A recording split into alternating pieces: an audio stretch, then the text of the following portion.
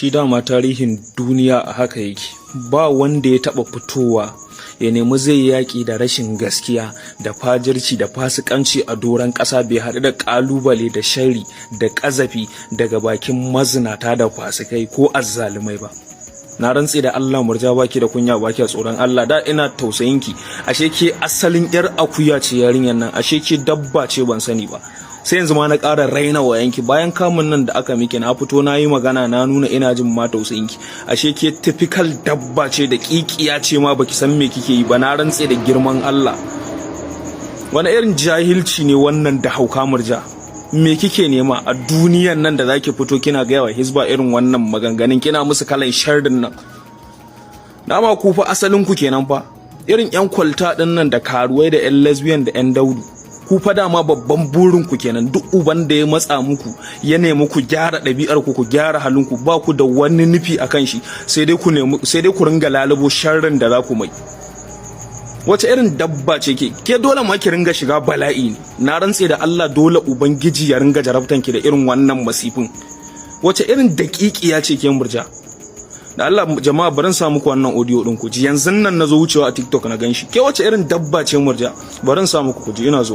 Kano suke yi kawata ya isa haka, to wannan abin gaskiya ya kamata mu gaggauta fitowa midiya mai magana, saboda ba zai yiwu ba a ce mun sha wahala, mun ba da rai, mun yi faɗi, mun yi tashi, mun kafa wannan gwamnatin. Allah subhanahu wata'ala ya dubi kukan iyayenmu da kannanmu da mu kanmu da wahalar mu. Gwamnati ta kafu, a ce wai wani daurawa da iyalan daurawa su zo su lalata mana gwamnati lokaci ɗaya da wani maganar su, wai hisbah ko wani kaza. Abin da yake faruwa yanzu a Kano, an je Sarina hotel an kama mata ana daddannawa a cikin motoci yadda kika san ana danna biredi. Ana zuwa hotel ana ebo mata ana danna su ana kai su gidan yari. Sannan idan yan hisbah suka ebo mata, billahi lazi la ilaha illa huwa, da in musu sharri wallahi gwara in mutu, kuma ba halayya ta bace. Gaskiya na faɗi kuma gaskiya nake faɗi. Darajar annabi da Qur'ani, mutanen nan idan ba su nemi yafiyar wa'anda suke ci wa zarafi ba, wallahi ba za su gama lafiya ba. Sai su kama 'ya'yan jama'a ƙananan yara su ebe su a mota su ce ko su yi musu taliya, wannan abin da ake cewa taliya ne ko menene namiji ya kawo, ko kuma su neme su jagwalgwala musu nono su kyale su tafi gida. Idan kuwa ba su yadda ba, to billahi lazi sai sun kai su iyayensu sun gaya musu abin da suke, bayan yaran sun yi musu.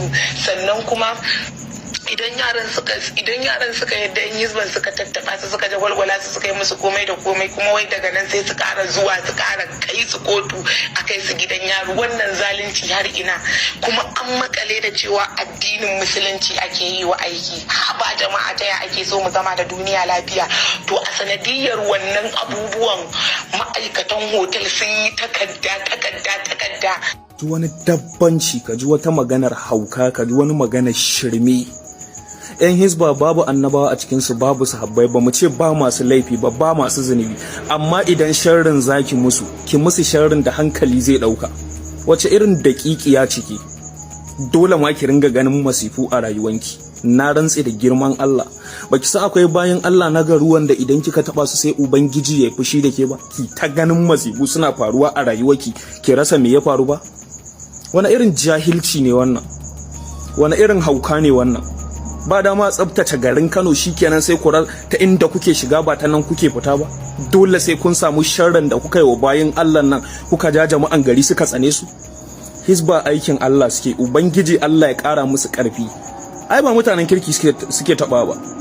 Kin taba gani suna bi suna kama comedians ko mawaka for no reason, mutum ba abin da ya aje a kama shi? Tsinannu suke kamawa, irinku da yan daudu da yan kwalta.